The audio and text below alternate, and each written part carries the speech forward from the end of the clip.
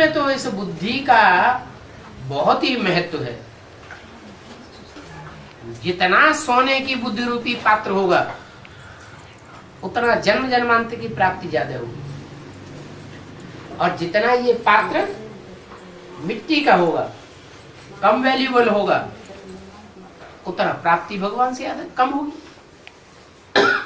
वर्षा तो मिलता है भगवान बाप से ही, लेकिन वर्षा जो है अपने पूर्व जन्मों के कर्मों के आधार पर मिलता है, और पूर्व जन्मों के आधार पर बुद्धि बनती है। बुद्धि माने ही आत्मा। क्या कोई कहे कि आत्मा क्या बनती है? नहीं, आत्मा तो बनी बनाई है, बनती नहीं है। लेकिन आत्मा में अच्छे बुरे कर्मों के संस्कार भरे रहते।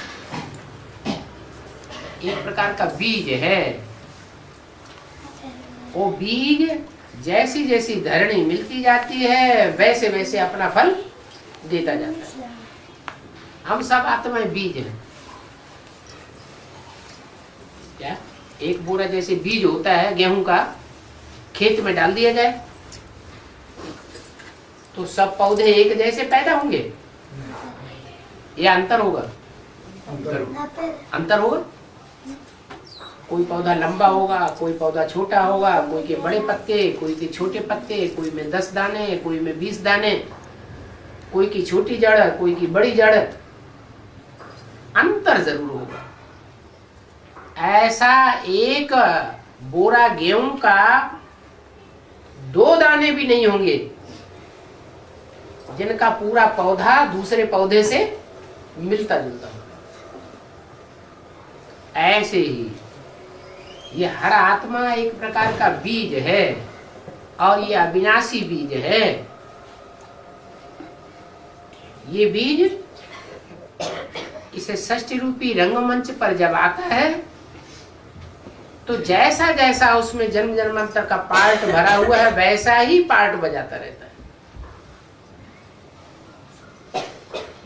कोई कहे इसका जिम्मेवार कौन? क्या करें, हमको भगवान ने ऐसी बुद्धि दी, तो क्या बुद्धि देने वाला भगवान है? भगवान एक एक को अलग अलग प्रकार की बुद्धि देता है। भगवान पक्षपात करता है क्या?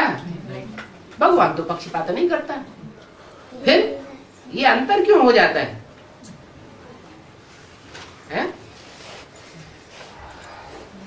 अपने अपने कर्मों के अनुसार ये अंतर हो जाता है। पूर्व जन्मों में जैसे जैसे जिसने जो कर्म किए वैसी वैसी उसको अगले जन्म में बुद्धि मिलती जाती है। कोई जन्म में आदमी पागल भी हो जाता है। जो पागल हो जाता है उसको कहे कोई प्राप्ति हुई? पागल की क्या प्राप्ति? पागल तो ज्यादा पागलपन सवार हो जाए तो विष्टा भी खाने लग पड़ता है। ये कोई प्राप्ति हुई? तो बुद्धि का वरदान इस समय परमात्मा बाप से मिलता है, जिसको कहते हैं संगम युग। संगम युग में एक ही बार बाप आते हैं और आकर के हर आत्मा को बुद्धि का वरदान देते हैं। बुद्धि रूपी बर्तन अब कोई मिट्टी का बनाए और चाहे कोई सोने का बनाए, सच्चा बनाए। सोना बने सच्चाई। सच्चा बर्तन कैसे बनेगा? जैसे जैसे भगवान बाप ने बोला है, बिना किसी चालाकी के वैसे ही वैसे कर्म करना, उससे बुद्धि का पात्र सच्चा बनेगा। भगवान ने कहा एक और कुछ न कुछ उसमें मन मत मिक्स करके, मनुष्यों की मत मिक्स करके किया दूसरा। जैसा बोला वैसा नहीं किया, कुछ न कुछ मन मत मिक्स की, तो बुद्धि भी मिक्स हो जाती है। बुद्धि का जो पात्र है सच्चा सोने का पात्र नहीं रहता है। सच्चा सोने का पात्र बना के रखना है तो आदि से लेकर के अंत तक भगवान बाप के जो दिए हुए डायरेक्शंस है, श्रीमत है, उसमें कोई भी प्रकार की मिक्सर की किए बगैर सच्चाई से अपने जीवन में चलते रहना चाहिए।